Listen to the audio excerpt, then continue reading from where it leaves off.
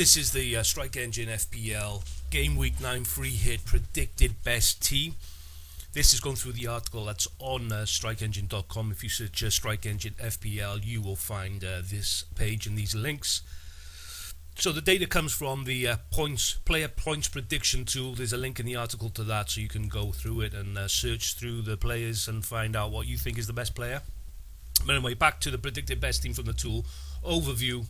These are the top players overall for Game Week 9. So this is the tool here. We can click the headings and we can filter, we can sort according to whatever we want. If we want to do multiple sorts, we just have to hold shift and press the other heading that we want to sort by. So in this case, we just sorted by predicted points for next game week. This is what the tool has come up with. Overall, players we're looking at are Haaland, Semenyo, Gabriel, Timber, Senesi, Calafiori, Rice, Voltemada, Sarr, Gakpo, Mukele as a start. Breaking that down into positions. Forwards, we've got Haaland, Voltemada. We're one short on the forward front, even though Ekitike is up there. I think he's a bit of a minutes risk, but there's possibility that Isak is injured. If he is, and budget allows, I'll probably try and squeeze Ekitike in because he is ranked quite highly. So if we come down to... So this is the forwards list here, basically. Haaland, Ekitike, Voltemada, they're the top three, followed by Pedro, but there's quite a step down between Voltemada and Pedro. Welbeck is there, but minutes risk, and I'm not convinced that he can keep up what he's been doing. Evan Nielsen's been a bit quiet this season. Coquerez, he's very expensive, he's very bad value also. As I said, Pedro's next on the list. We come to midfielders, Semenyo, Rice, Sarr, Gakpo.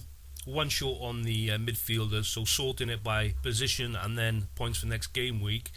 This is what it comes up with, and Anthony for Burnley is the next up, but his form is not amazing. He's only 5.5, quite a big difference between predicted points next game week, predicted points for the next 5 games. His form is a bit of a step down from that, but nevertheless, he's next on the list. Then we come to defenders. We've got Gabriel, Timber, Calafiore, Senesi.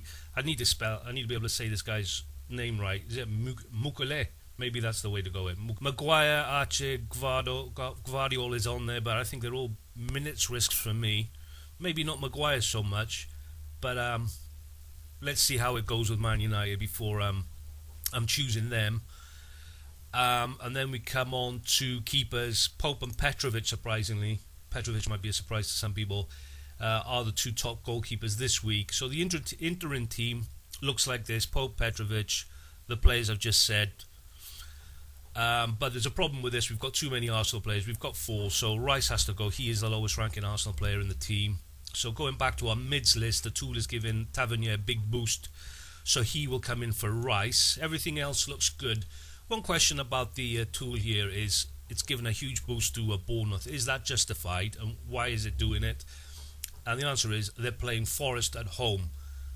Who knows what Dyche can do in a week? So on the current form, let's assume that Dyche is not a miracle worker. Bournemouth look absolutely amazing. So yeah, I think the boost for Bournemouth probably deserved. So with that change, with Rice out, this is the final team. Pause it if you want to see it. So the free hit predicted best team for game week 9 is a 5-3-2 formation. Who starts? Goalkeeper, we've got Pope. I think the Fulham Fulham fixture is a big thing for them. I think it's heavily weighted in their favour. For defenders, Calafiori, Gabriel, Timber, Mukiele. I think he's got a good chance of a clean sheet, and he did look attacking in the last game, so I don't hate that choice for the tool. And then Senesi's coming in.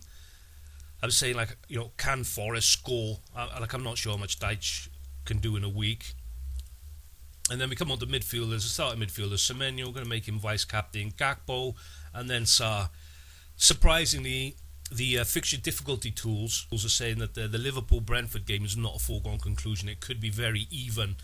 So maybe Gakpo is not the best choice, but we've got Tavernier, might be a better pick. And then we've got Sarr. Obviously not an easy game against Arsenal. Again, maybe Tavernier's a better pick. Choose between one of these. And then for forwards, Haaland captain, obviously. I mean, we can't not do that. And Voltemada, I said I wasn't convinced yet, but we're going with what the tool says. Plus, I think Newcastle are heavily favoured in this next game. So, yeah, okay, Voltemada will choose for the forwards. And then for the bench we'll have I'm not exactly sure which order here. Maybe Tavernier above Anthony, but Wolves look weak, so I understand if you want to swap either of these two for either of these two. I'm not going to be choosing, I think, defenders over midfielders. Defenders are, heavily are getting the more predicted points, basically. So that is the final starting 11 for the game week 9 free hit team. Guys, like I said, links to all these tools. If you search StrikeEngine FPL on Google, it will bring it up. Hopefully you found the video interesting and informative. Hopefully it helped you. If you did, and you got time, give it a thumbs up, subscribe to the channel, and I'll see you again in the next video.